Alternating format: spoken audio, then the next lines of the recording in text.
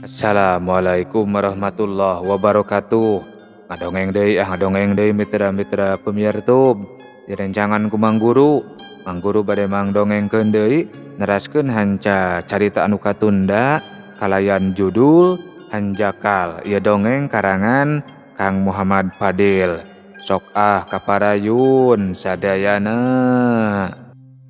Nah leres Kang, cek Erni nanya ke Agus. Hayang mastikeun benerna omongan Aryo. Em, tos lami eta mah Neng, akang hilap deui, cek Agus. Kituna teh bari nyumputkeun rasa reuasna. Walor Kang, abdi ge tadi tos naroskeun ka dia. Saurna, leres kapungkur sanes Kang Aryo anu gaduh maksud ka dia, tapi akang. Nada suara Erni beuki naek, kusabab Agus kawas anu ngahindar. Nu atos mah atos we atuh Neng, ulah diembotan deui, tembal Agus pondok. Teu tiasa kitu Kang, ieu masalah ageng. Kusabab eta abdi janten papisah sareng Kang Aryo anu teu gaduh dosa, ceuk Erni beuki ambek ngadenge Agus anu nyapirakeun. Teu aya gunana dibahas deui oge Neng, pan enjing urang bakal ngajadi jadi hiji, ngariung di bale nyungcung. Atos akang bade aya peryogi heula kanggo keperluan urang enjing, ceuk Agus bari nutup telepon. Aya rasa geumpeur dina jero hatena Agus sabab teu nyangka rusiah baheula bakal kabuka dina waktu ayeuna manehna bakal meunangkeun Erni anu jadi cita-citana ti baheula, sanajan kudu ngareka carita nyingkirkeun Aryo anu jadi sobatna. Bener cinta teh geuning lolong, teu bisa nempo sanajan ka jalma anu deukeut pisan oge. Hanjakal, astagfirullahaladzim. Hanjakal pisan abdi ya Allah, tos percanten ka jalmi anu julid kana katangtreman rumah tangga abdi, malah suudon kacaroge anu teu salah jeung dosa. Kitu gerentesna hate Erni dina pangsujudana dibarengan ku muragna cimata kaduhung.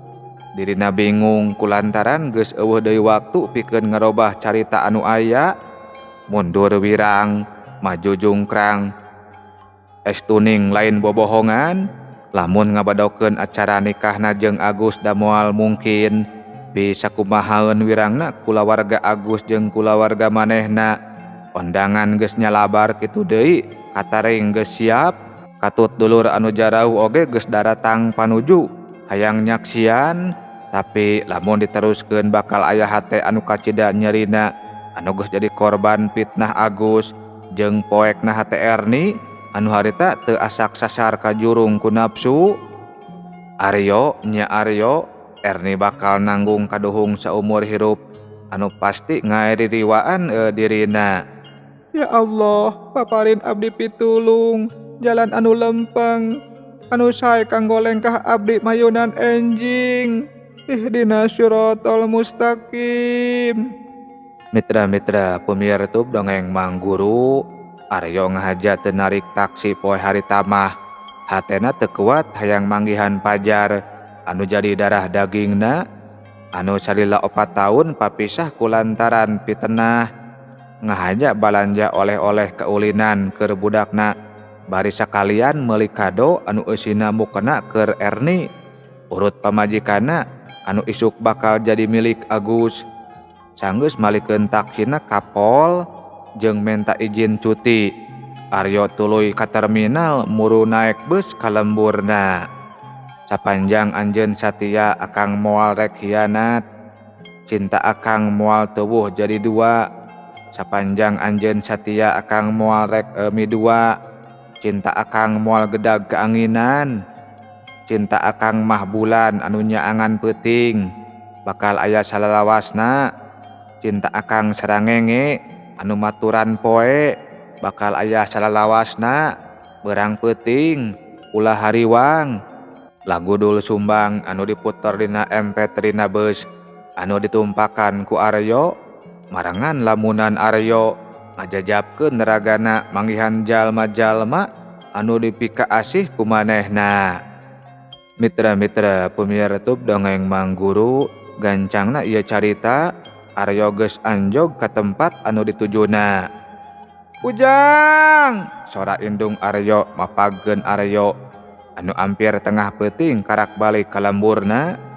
"Aduh, hapunten abdi emak," ceuk Aryo bari nyuuh sujud kana suku awewe anu geus ngalahirkeun dirina ka donya jeung anu geus melaan ngahirupan dirina nepikeun bisa mandiri.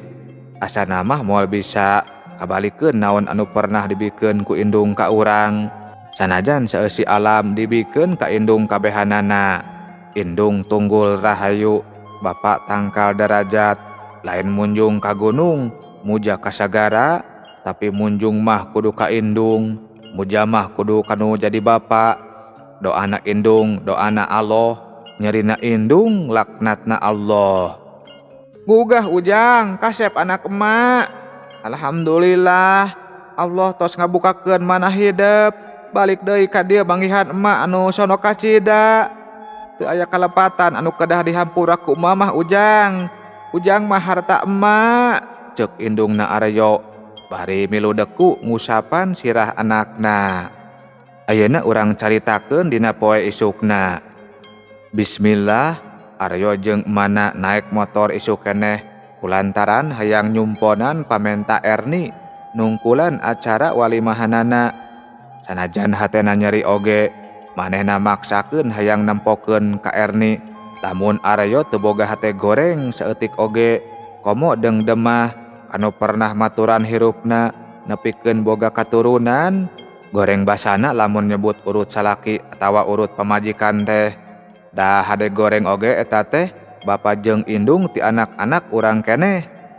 Sajroning muru ka tempat walimahan anu teu pati jauh ti imahna, lamunan Aryo kumalayang kana nasib diri anu teu nyangka bakal kieu jadina.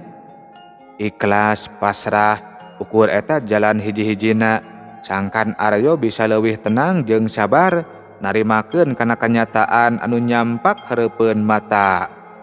Teu lila motor Aryo katut mana geus nepi ka pakarangan imahna Erni anu geus pinuh ku rupa-rupa hiasan jeung loba tatamu oge rombongan besan. Leketai awakna leuleus asa eueuh tulangan nempo pamandangan anu teu pernah kaimpikeun ku manehna. Leungeunna ngadeg-deg nyekel kado anu dibawana keur Erni, najan ditahan oge teu burung cimatana murag maseuhan lemah anu jadi saksi peurihna jalan kahirupanana. "Istighfar Ujang ieu, sabar ieu aya emak maturan leng ka hideep," ceuk mana Aryo ngusapan dada anakna anu katempo teu sanggup deui ngalengkahkeun sukuna asup ka imah Erni. Assalamualaikum warahmatullahi wabarakatuh. Alhamdulillah dina dinten ieu urang sadaya tiasa kempel ngariung dina raraga pertikahan Neng Erni sareng Kang Agus. Tata tertib sareng kalengkepan berkasna parantos nyekapan. Oge wali katut para saksi parantos lengkep. Kukituna mangga urang kawitan wae acara ijab qabulna. Ceuk Amil, anu harita muka acara puncak. Aryo ngadadak sukuna asa dipaku kana bumi. Kapaksa digendeng ku nu jadi indungna. Lempang nepikeun meja pagar ayu anu tugasna narima buku tamu. Bruk leungeun Aryo teu kuat deui nyekelan kado anu dibawana murag ka handap. Panonna paadu teuteup jeung Erni anu keur pahareup-hareup jeung calon salakina Agus. Erni anu dipika asih jeung dipika cintana mani geulis pisan dina dangdanan kabaya bodas pangantena. Tapi Erni anu dipika sonona salila di pangumbaraan. Panonna padu teuteup jeung Erni anu keur pahareup-hareup jeung calon salakina Agus. Erni anu dipika asih jeung dipika cintana mani geulis pisan dina dangdanan kabaya bodas pangantena. Tapi Erni anu dipika sonona sadila di pangumbaraan ayeuna geus lain nungguan dirina mulang, tapi bakal jadi milik batur. Babaturan anu tega jeung julid ka dirina digigireun Erni aya budak lalaki kasep diuk bari geus di dangdanan make baju adat Sunda sagala. Pajar darah daging Erni ti Aryo Dag, dua mata silih pencerong teu percaya. Asa ngimpi tapi nyata kenyataan anu teu bisa ditarima. Bapak, Kang Aryo. Sora Pajar jeung Erni ampir bareng nyebut ngaran Aryo. Anu saeutik oge teu disangka bakal datang ngahadiran kana acara walimahan Erni. Pajar lompat keluar ti imah muru ka bapana. Bapak anu jadi impiana beurang jeung peuting. Bapak anu karak nampo jenisna ayeuna. Bapak anu jadi harepan dirina nembal omongan babaturan sakola anu moyokan teu boga bapak. Ngan gabrug. Aryo anu geus teu kuat deui nangtung, deku kana tuurna, dirangkul bari ceurik ku Pajar darah dagingna, diciuman, diusapan, dirangkul. Ku Aryo embung deui leupas komo papisah. Kabeh tatamu anu nyaksian reuwas jeung milu sedih. Batalkeun Pak, abdi teh hoyong nikah sareng jalmi ieu, ceuk Erni ngomong ka Amil. Bari nunjuk ka Agus nempokeun ka geuleuhna. Neng Erni, Neng Erni, bereskeun heula ieu walimahna. Sabar atuh yang, ceuk Agus gugup pisan nempo Erni anu lumpat keluar ninggalkeun riungan.